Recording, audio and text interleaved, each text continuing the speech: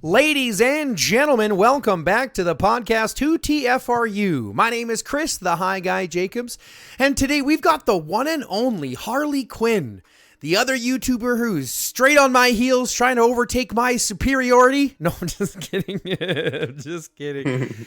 Just joining us on the channel here today. So Harley, welcome to the channel. Thanks so much for joining us.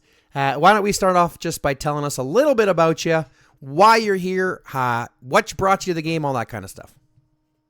Hey, mate, thank you very much for having me. And thanks for helping me get actually started up, because I probably wouldn't be where I was if we didn't clash way back when in Pompeii many moons ago. Yeah.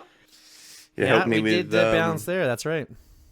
Yeah, it helped me get the streaming setups started, and here we are. Yeah.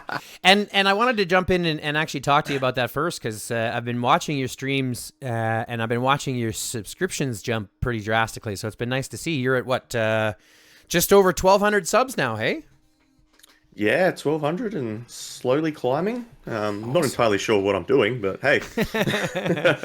As long as you're hitting that upload button, I think that's all that really matters. Putting out constant that's it. stuff. Trying to get a steady upload, but time is always a problem. Well, the good thing is that IGG gives us a constant stream of stuff to upload. There's always new things hitting the airwaves, so it's good for us to be able to have that constant upload. But I can definitely appreciate the grind, especially when you have to schedule it. You got kids, I heard, right? Yeah, I've got one kid, so my time to record and edit is very limited. Otherwise, all my videos would have, "What are you doing, Dad? Come do this." All right, love. yeah, exactly. How old's your child, if you don't mind me asking? She's 3. Oh, nice. My oldest is 14. My youngest is 7. So I know exactly what you're going through, and I'm going to break it to you now. It doesn't get any better. So No. the only real difference is that your kids will pick up your tag phrases and they'll want to come into your videos and actually say your taglines for you, which is awkward to say the least. So, as a 1,200 subscriber individual on YouTube, let me ask you, what kind of things are you looking forward to for your YouTube audience? Like, what kind of stuff do you do to help grow it? Definitely, really, mainly about guides and just trying to really help the community with either the best or easiest way to grow. Because, as we all know, this game is in depth and very, very hard to grow unless you are educated or at least have a focus, really. Too many people, or at least back in the day, you were able to split focus quite easily, but with all the latest updates, it just becomes way too hard to do that. And people start out thinking they can have a little bit of everything, but it's not a buffet. Well, and it's a good thing you mentioned that, because you're at, what, 250 million? So you're a hefty big account, but you still consider yourself a range main, correct? Range main, yep. Yeah. Yep. So this goes to show that even at the higher avenues, if you're hyper focused early on, you can be hyper focused for a long time. It takes a long time to like fully flesh out whether it's infantry, whether it's rider, or whether it's range. So that's something that I've noticed too. A long time or a lot of money. Yeah. Depending on which one you want to do. Yeah, and IGG has a really good, fantastic way of getting us to spend more, right?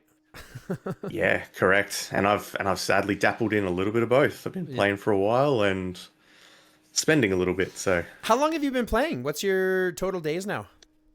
So my total days are just over 2 years. Nice. On my main. This one I actually bought off a friend when it became T6. Yeah. I know that's a taboo subject for IGG, but why? IGG doesn't care. Have I ever told you about Chad? Did I tell you about Chad? No, because I know he was looking at passing on, wasn't he? Yeah, he sold. It's gone. He sold it. Yeah, wow. But let me give you because this is a story he told for me too, and this is one of the reasons why he chose to quit, was because IGG's like totally bullshit backwards responses when it comes to like anything. The only thing they care about are things that affect their bottom dollar, but they don't care about anything that affects them getting more money. So, for example, they mention you can't sell accounts, right? You're not allowed to sell Correct. accounts. You're not allowed to buy accounts. So Chad, who had purchased his account, had gone and said, hey, like, back in the selling process, like, I want to sell it. And they're like, oh, well, you can't sell it. He's like, well, this is a purchased account. I bought this account. So go ahead and ban it. If we're not allowed to have purchased accounts, and if purchased accounts aren't okay, go ahead and ban it. And they said they wouldn't ban it. He's like, but this is a purchased account. I broke your terms of service, so ban the account. And they wouldn't ban it. Even after it. So they don't give a shit about who actually sells it, because if they have someone buy that account, that's going to be another action for someone to spend more money on that account. Well, that's exactly it. Keep the account in active service. You then have those people still playing the game. Exactly. So they don't care if you sell the account. Hell, they would prefer if you sold the account, because then it's not sitting there in nowhere. They won't address it. The only time they'll address it, and we know this because they put out that healing debuff, right? The request debuff, specifically to counter bots, to get us to spend more money. Like, and as soon as you start messaging about selling or buying, they'll ban you, or they'll mute your account. Chat ban. Chat ban, yeah. I've never been chat banned, though. One of my R4s was testing it. It's like, nah, surely not. And he's just going, yep, account for sale. Huh. Sent me a message on Discord. I'm banned for 7 days. I was like, oh, wow. And like one of my diplomats, so straight in the middle of an event. It's like, well, that sucks. Yeah, time to pull out a farm account, I guess. That's exactly it. So yeah. That's crazy. But I mean, it's and again, I don't blame IGG, right? IGG's got to make money. I just think that they're really fleecing their community, I think, by every stretch. You know what I mean? And I think you mentioned it. You mentioned it really well when you said with the updates, right? With all these new updates, it's just impossible to have everything, which sucks. Yeah, because it's such a big game, and it is such an in-depth game rather than just a basic. There's just so many factors that affect your damage, like your overall attributes. Yeah. And what really blows my mind, I think, probably more than anything, is the fact that the community knows that it's expensive, but doesn't refrain from spending the money. Do you know what I mean? Yeah. Like, we all bitch about how bad it is, and yet we're all still spending. Like, I'm still looking at my wallet going, how much can I spend today? You know what I mean? Yeah, the needle's in deep for everyone. Oh, yeah. Oh, man. I wish it was opium, though. At least I could have a good sleep. Oh, caffeine. Just, leave it to AR, right? Keep you up all night. It's like GW, though. I mean, unfortunately, when it comes to the events that they have, you kind of almost have to lack your sleep in order to get what you want. Well, especially for GW for me, it's a midnight fight time, so I have like an early sleep. I sleep from like 8 till like 11. Wake up for the hour and a bit fight, and then go back to sleep. Jesus Christ! Because for the first month or so, I was like, nah, screw this event. It's bad. I'm not doing it. Yeah. But then it's like, yeah, we need you. I'm like, cool. I'm waking up. Fine. I guess I'll set it up early. Yeah. No, we stopped doing GW just because the fight times are bad. I mean, the first zombies is for me at 10 o'clock at night and then 2 o'clock in the morning. Yep. So I'm like, I can maybe make one of them, but I'm normally in bed by 9:30 because I have kids and I want to be up in the morning. And then the fight time is at like 8 in the morning, right when I'm getting my kids ready for school. Like, what the fuck? How am I? Yeah. Yep. You know, how am I prepping that? So the fixed times definitely make it rough. Yeah. Yeah. How would you suggest that they fix GW then? Honestly, the only reason GW is kind of a success is because of the fixed times, but they could run something along the lines of like Pompeii and have your registered time slot where you want the fight, but then that would just blow out the brackets. It would blow out the rankings. It would just be like another Pompeii. So I don't necessarily know how they would go about such a big event like that. And because the event is so costly, because it is just a straight up tower fight, you can't have that as a 24/7 open fight. You just chew through all your things so quick. Hold on a second. Do you think that Genesis War is more tower fighting than Island or than Archipelago Raid? Yes. Really? Like, in the fact that, except Archipelago, but for the most part, in most instances, Archipelago Raid, you sit around pissing for 3.5 days until phase 2. Sure. There's no tower. There's not normally any tower fights except for what I'm currently in now, because we thought we'd go and cut someone off. Yeah. You know, if you sit in your lane, you do nothing until phase 2, and then you have 2 days worth of tower fights. But here's my question, right? If you look at Genesis War, you've got effectively 3 hours of tower fights. Only 3 hours over the whole event. I can do more than 3 hours of tower fights at the beginning of phase 2. Correct. Yeah. I was more along the going of the fact of, if it was open 24/7, you were having 3 days continuous of tower fights alone. Which, yeah, I mean, I guess I could see that they would have to have some type of. I mean, I guess that's why they have the zombie situation and then the tower fight situation. So there's a little bit of both. yeah, to break it up a little bit. Yeah, for those field fighters to flex their might, but then also the GW seems to me. garrison rallies. I guess the problem I'm having is that GW to me seems more like an off limits War Pompeii style event. So I don't really see it as kind of like, I don't see it as an equivalent to Island Raid or Archipelago Raid. I don't think it should be taking a whole week of time. Yeah, it does feel like a bit of a filler to finish out the month. But well, you played during District Showdown, right? Or Dark Seal, right? Dark Seal, yeah, back in the day. Yeah. I was only a little baby with my main back then. Me too. I think I played 2 or 3 times before they got rid of it, but I managed to play a couple. I got experience. Just straight up terror. Yeah. No, I remember Dark Seal. I wish they would bring it back. In fact, I think we're at a cusp right now where their big decision that they should make, at least from my perspective, they should take Archipelago Raid away, bring back Dark Seal, and change Archipelago Raid, because Archipelago Raid hasn't changed since they brought it out.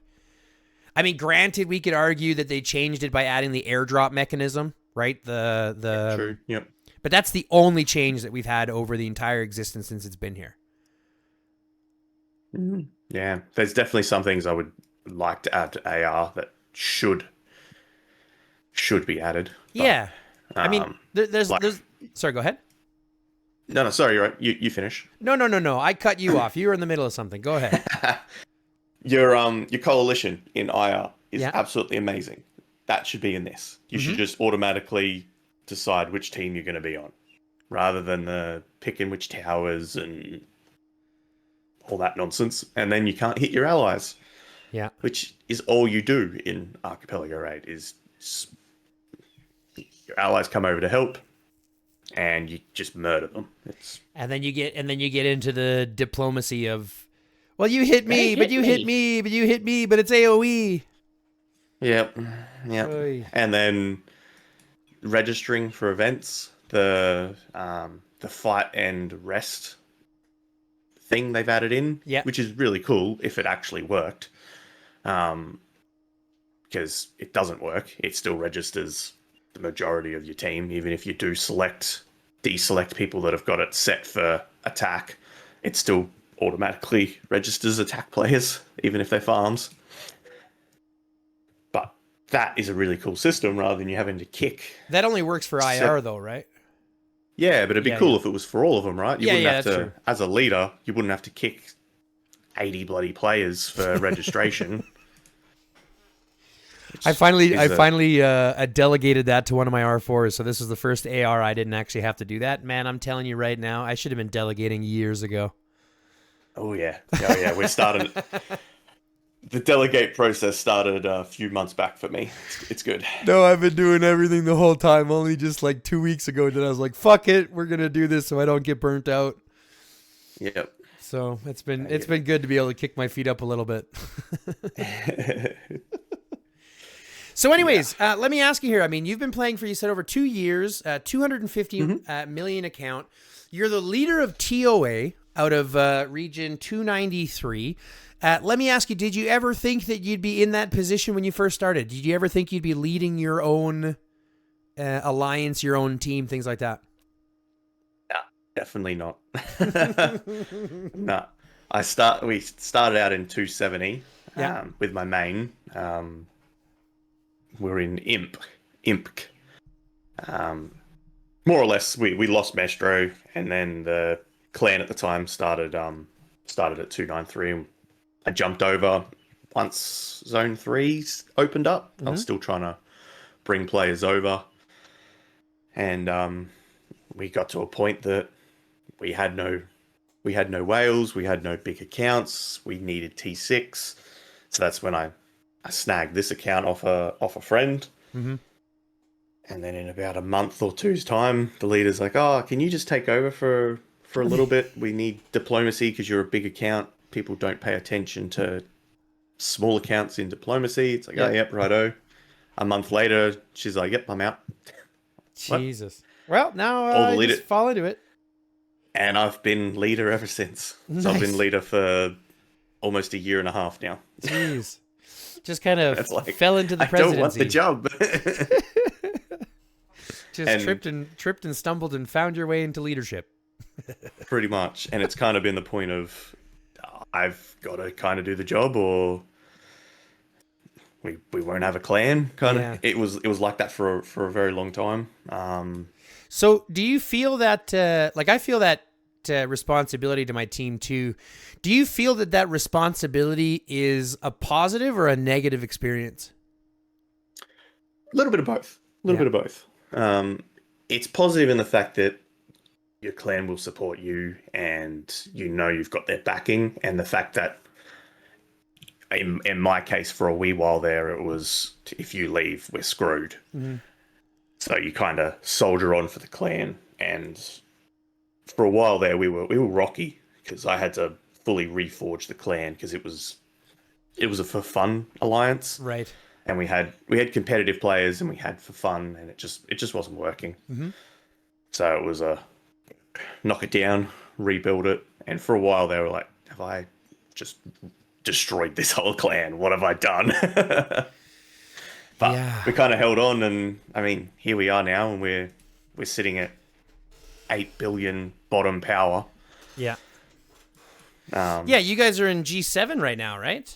You're up there with Prim. Jesus. Yeah, we're fighting Prim, and I fought Prim and Z enough. I'm happy with not having to fight them anymore. Yeah, Big Daddy's just been slapping me around. Yeah, Big Daddy's out there. He does lots. Like I said, running into Z, Death, Reichnild. If you've ever come across him, his Boyd Garrison is just disgusting. Disgusting. It's horrible. Yeah, it's horrible. It's hard to break. Yeah. Yeah. But I mean, that brings in the next topic when it talks about like balancing in Garrison and stuff like that, because you talk about Boyd. What was he running as his co-lead? He's actually running Boyd Ethan. Yep, exactly. I knew it. I knew he would be. Yep. Boyd Ethan is broken. Ethan by himself was disgusting. Ethan by himself is just insanely good. Yeah. Yep. Arguably Ethan, and I've said this before, Ethan right now I think is the best hero in the game. I would agree. Yep. He's too universal. Yep. Yep. Yeah, he does too much damage, and then once you get his transcended skills so that he provides overall squad defense, not just range squad defense. Plus that Garrison 2-minute damage reduction is ridiculous. It's ridiculous. So good. Throw in Boyd, where he's just shields galore with shield damage. Yeah.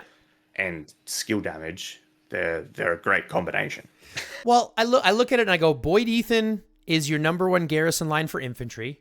Chasey Ethan is currently your number one garrison line for riders. Ethan, what? Ethan Lewis or, anything like that is your Ethan number Lewis, one? Yeah.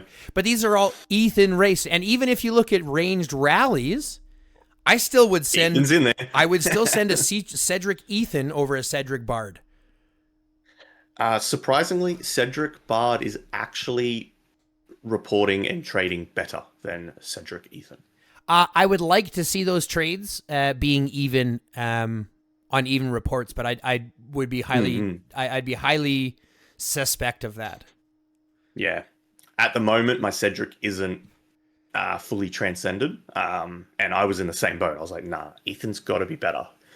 But at the same time, Ethan's field control is better. So if I've noticed a buttload of players defending the tower, I would run an Ethan to try to clear the field a bit. Mm-hmm.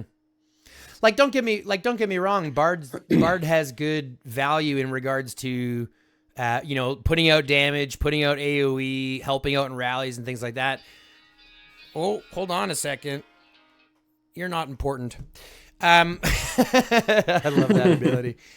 But I look at Bard and I'm like, the real way that Bard shines is when you have someone. I mean, he loses out on not having the silence ability just already in the kit, right? Yeah. And he's got no way of having that, and unless you have Julia, but nobody's running Julia anymore.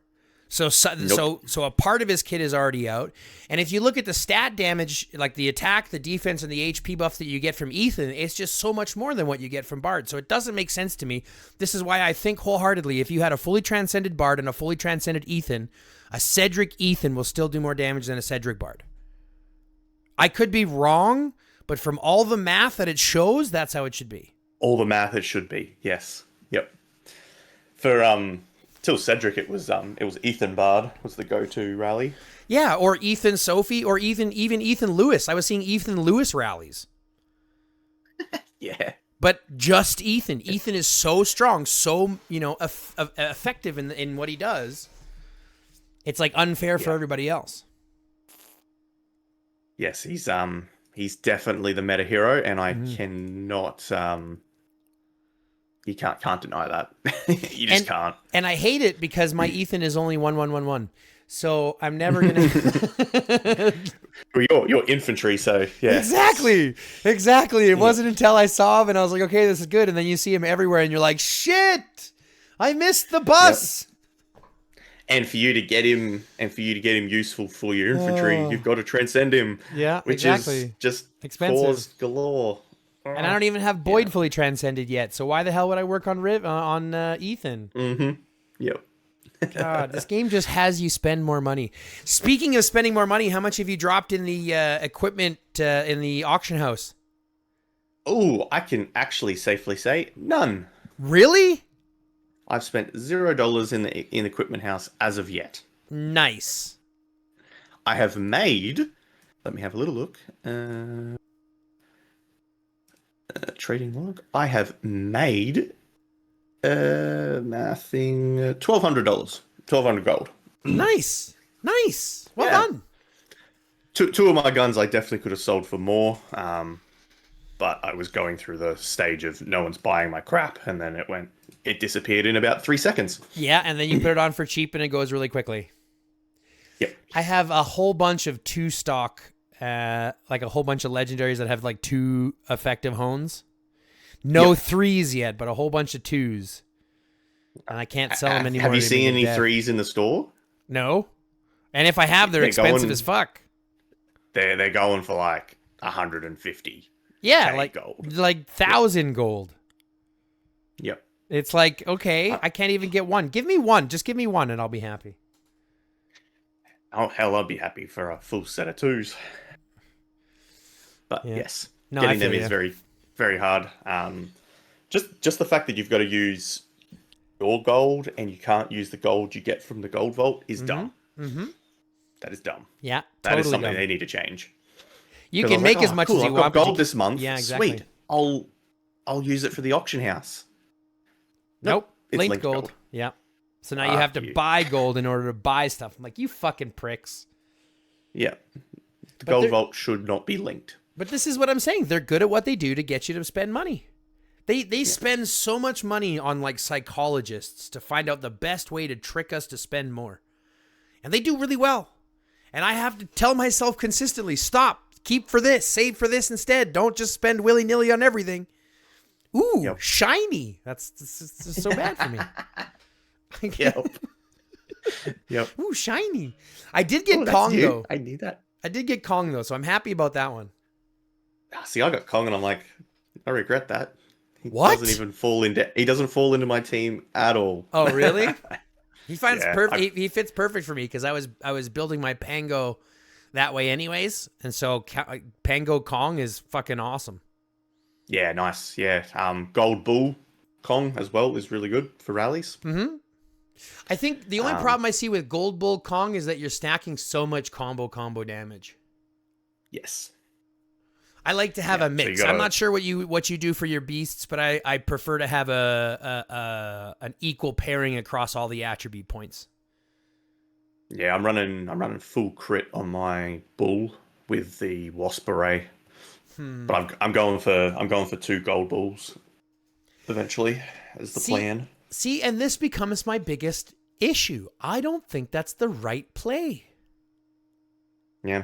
I don't think stacking your Kong or stacking your, like putting, because here's the thing. If you look at the support skills for the gold beast and for the bull and the Pango, the support skills that they provide is shit. Yep. The only benefit. Sorry, go ahead. No, I think we're on the same track. Go. The only benefit is the reduction in physical damage. Yep. And the fact that you're building a gold chipset, you will get gold rock chipsets. So for me, I've got a wasp array and a gold crit set. So I've got a wasp array that's sitting here wasted. So I need a rock beast to add that on for the rally. So running 2 gold bulls allows you to have the wasp array and a gold crit set on the same team. Right, if you are doubling down on rally or garrison, that is. Right, but the problem will always be the more that you hyper-focus one skill set, the less value you're getting out of it. The diminishing returns across all 3 chip types or across all 3 skill types is super drastic. To the point that 250 in a value gives you a 30% or a 30% trigger rate, and a 500 skill value gives you a 45% trigger rate. So it drops off very quickly when you start to add and hyper-focus those skills.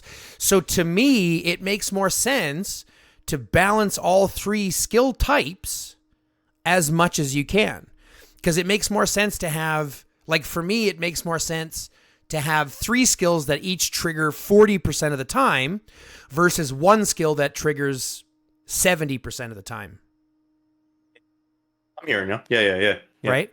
And because combo and counter are effective on crit beasts as well, it's not like it's something different. If you read combo, for example, combo triggers the active skill again. And if you have a crit beast, well, that's just more crit. Right? Yep. So to me, it looks like it doesn't make sense to hyper focus one stat. And although if Wasp Swarm gives you crit naturally, right? It's a crit chip.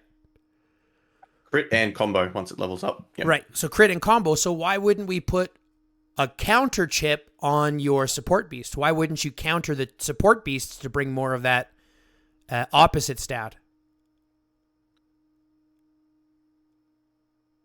I honestly, it comes back to the, I'm going to say it definitely comes back to your having to focus on one thing.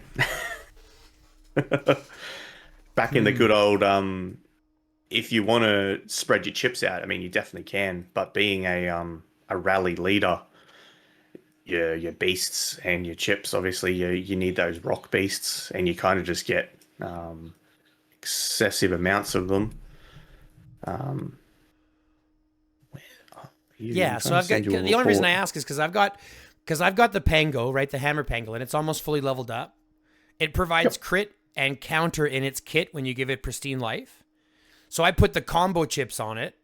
So I've bought combo chips. That's been with my focus on the Pango. So I've got combo chips on my Pango. So my Pango's got like 500 combo, 250 crit, 250 combo or counter. Right? Yep. So, and then I pair that with my with my Kong, which is a combo and combo damage beast. And I put crit chips on him to increase crit to increase the value of all three. So now my Pangolin has the ability to counter, combo, crit, and detonate because of Kong each skill time. Yep. So unless I'm reading this wrong, it just seems weird to me to like hyper focus one skill type. You're getting a little bit of everything in best of all the worlds. Yeah.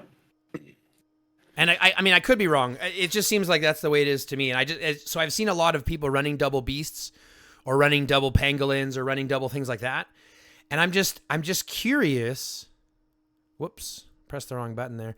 I'm just curious what the reason is. I got into a discussion with someone and I heard a lot of it is to do with the physical damage reduction. Right? Yep. And because if on a rally, for example, I send a fire beast, I'm really only getting a benefit if I'm hitting that fire beast against a grass beast. Yes. Right? So you have a little bit less than that. But it's also why, if you look, Kong does more damage, for example, than what your pangolin or your bull does. So although they might not get the benefit of their fourth skill, they're doing more overall damage, like from their skill, like, you know what I'm saying? So like their skills are higher hitting. Yeah. Yeah. So part of me wonders, is it best to pair the Pango with the Pangolin, or should you go Pangolin Kong? Is it best to go bull with bull, or do you go bull Otachi, bull knife head? Me personally, is because of my chips. Me personally, because I just sent you my bulls. Mm-hmm. It's purely just to maximize my gold chip set and my wasp array.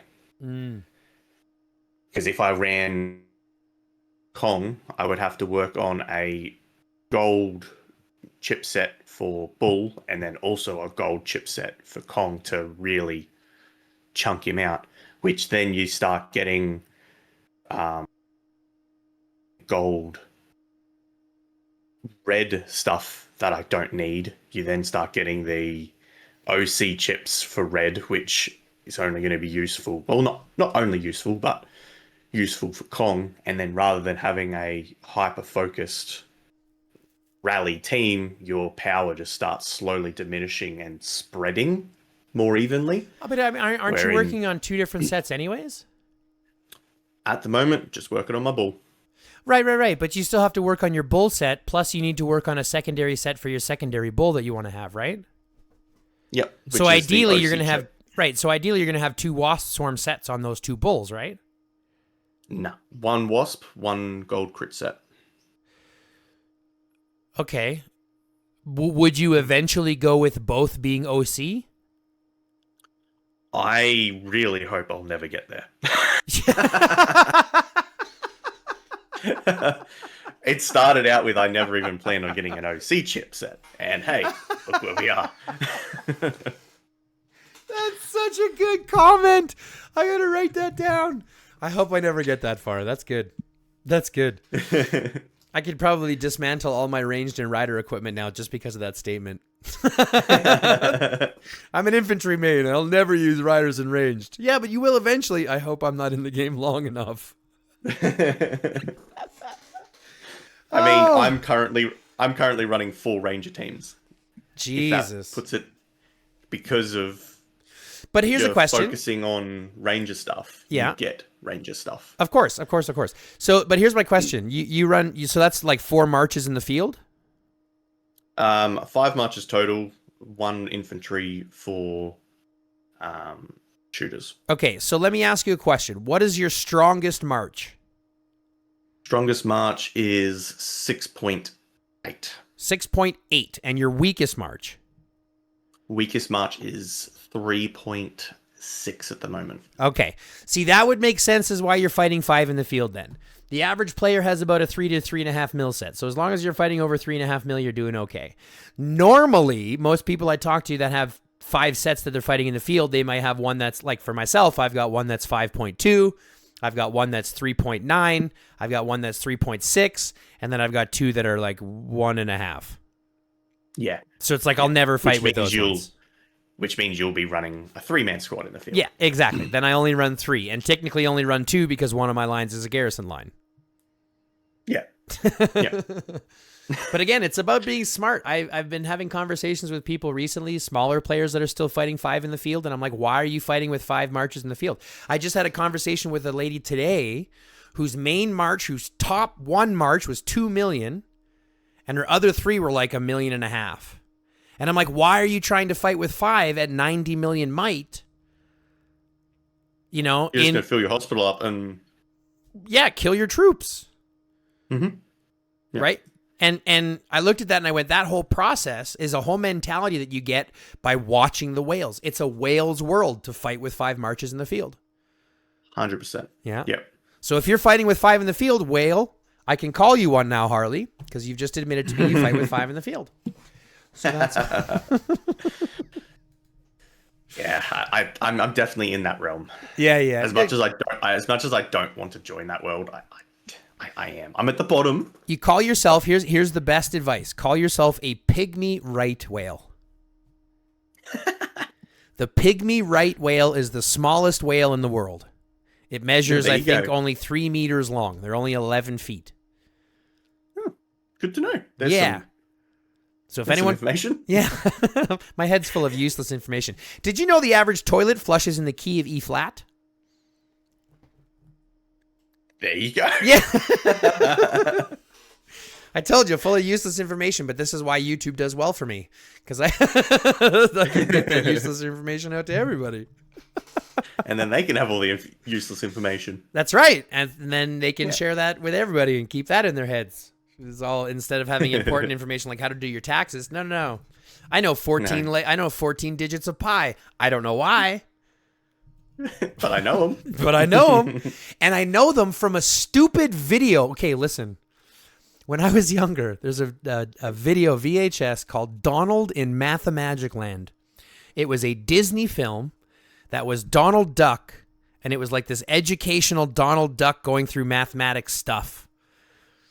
And it had this like narrator voice, and like Donald Duck landed in this like cartoon world and blah, blah, blah. And it's just this whole progression of Donald through this land of mathematics. And in one scene, there's this bird that's made up of like a circle, a square, and a triangle. And it like separates into these 3, right, shapes. And then it goes... Pi is equal to 3.1415926535897, etc., etc., etc.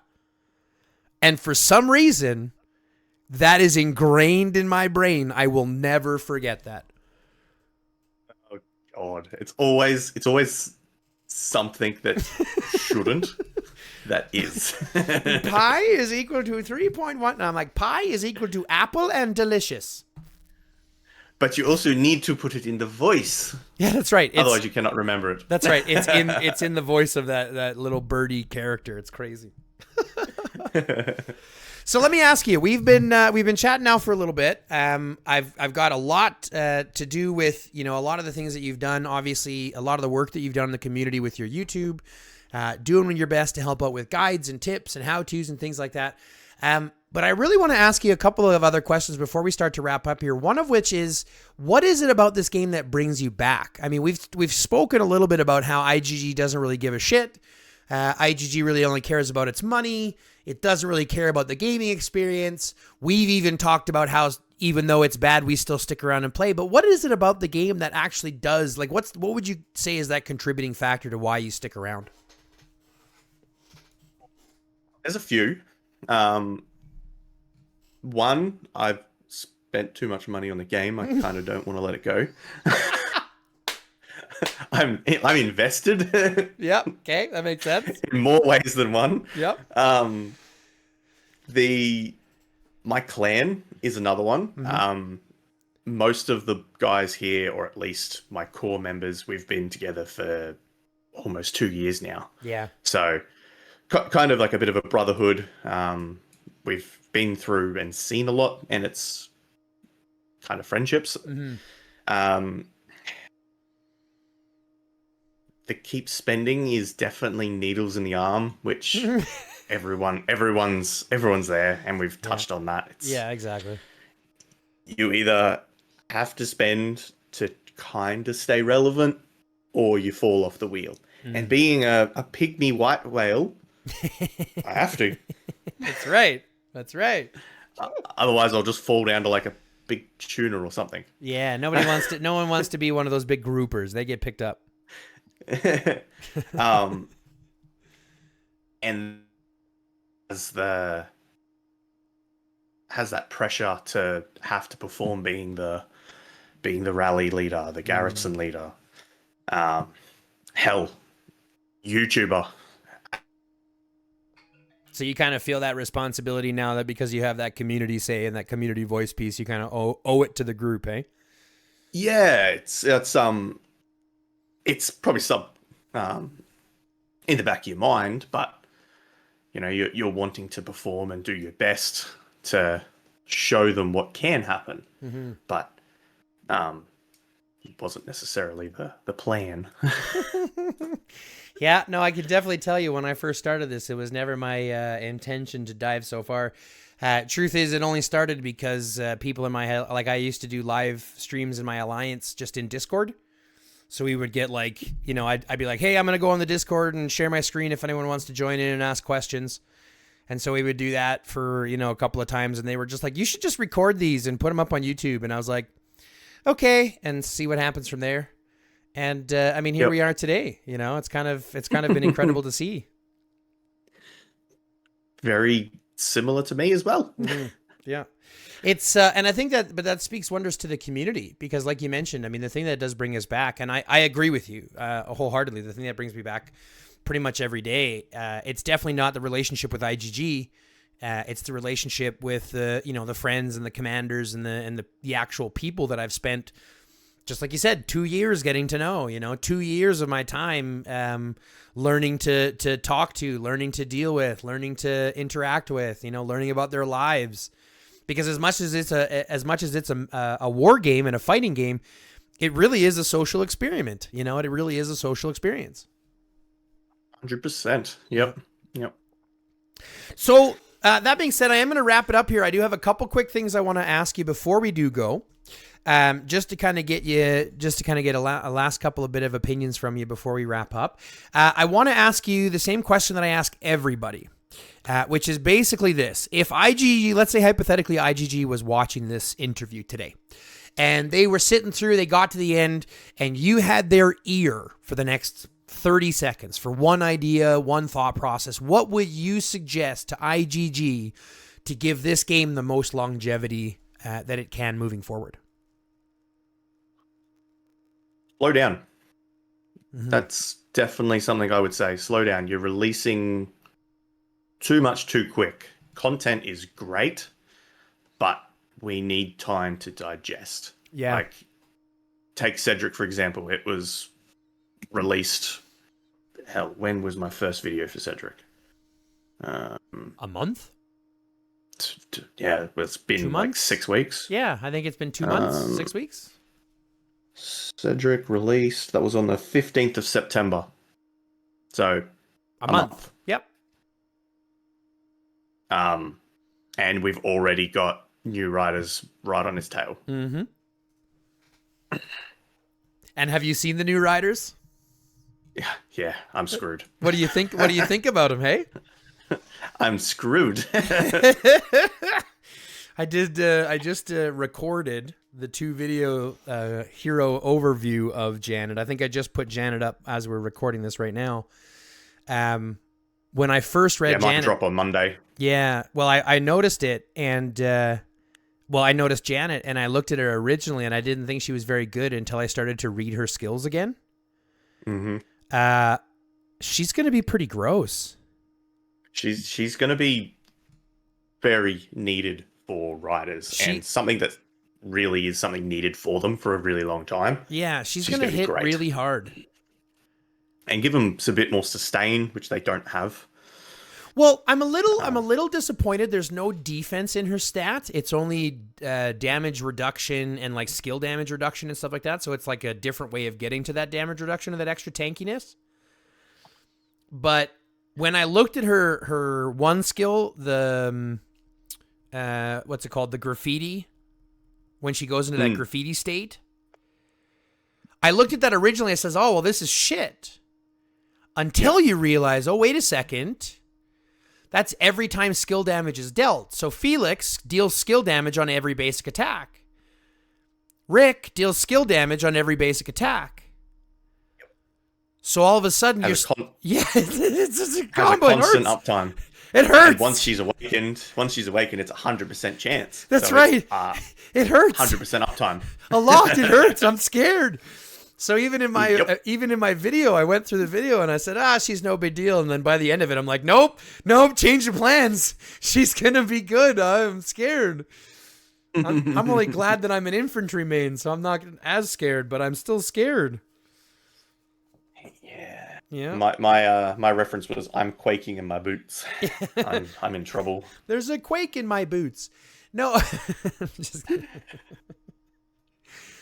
But anyways, you're right. I want to jump back here. You're right when you said slow down. Truth be told, that's probably one of the biggest things that people suggest is for people is for IGD to slow down. You kind of hit the nail on the head right way. It's not just that we getting new content, but we need time to digest it and enjoy it. Like everyone wants to get their heroes awakened and transcended, but we want to have a chance to see that progress take effect. Yeah, I mean, like, I've only just got my Cedric maxed weapons, and that's 3 TCs. Mm-hmm. So I've had to really fight for the cause to get that to happen, and we've already got new heroes happening. Like, there's been no chance to see him. Yep.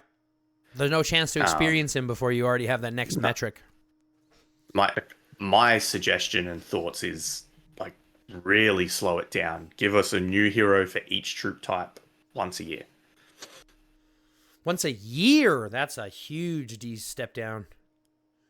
Well, that's what it was before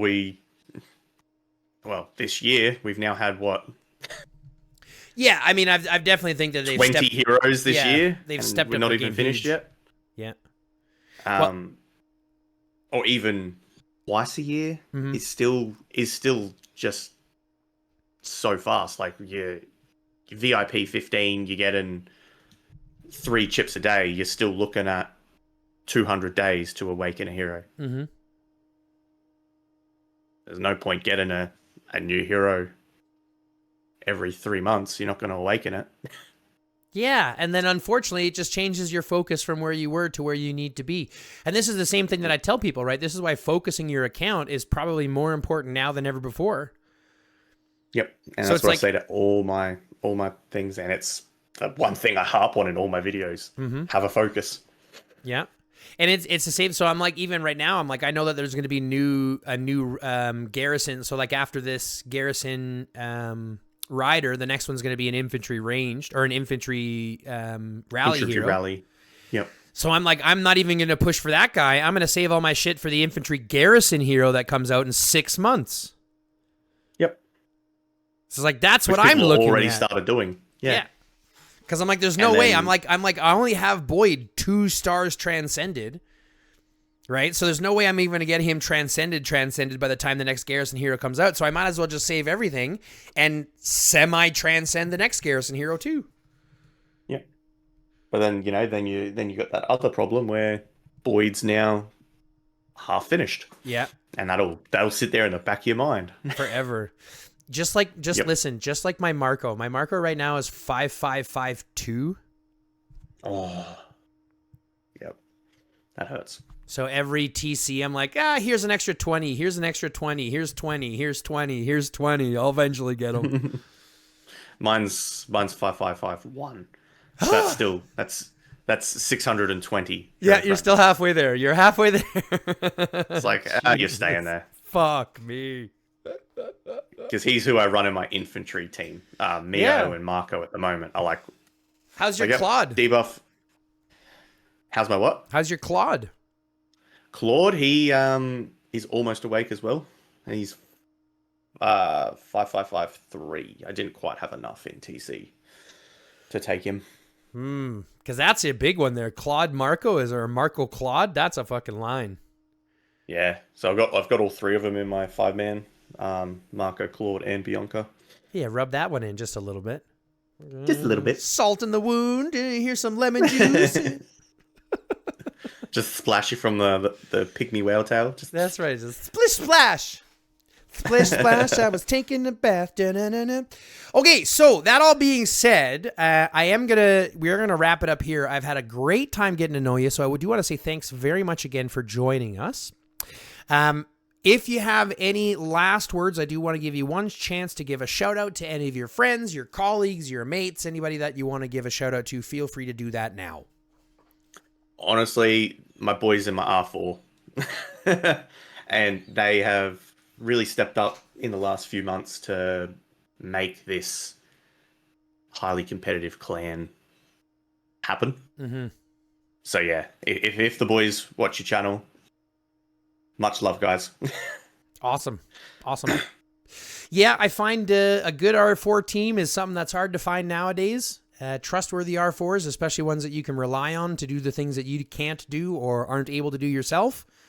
So I can definitely appreciate that. Oh, yeah. Yeah. Okay, Beautiful. well, Harley Quinn, again, I want to say thanks very much for joining us.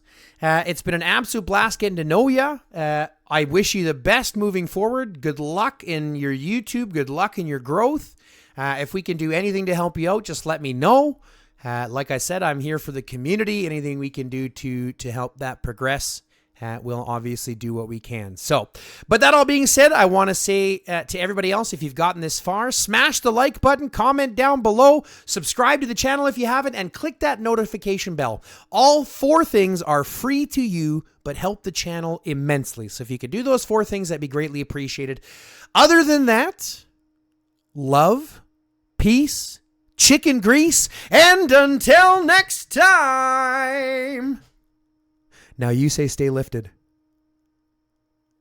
Stay lifted. Yeah. 3, 2,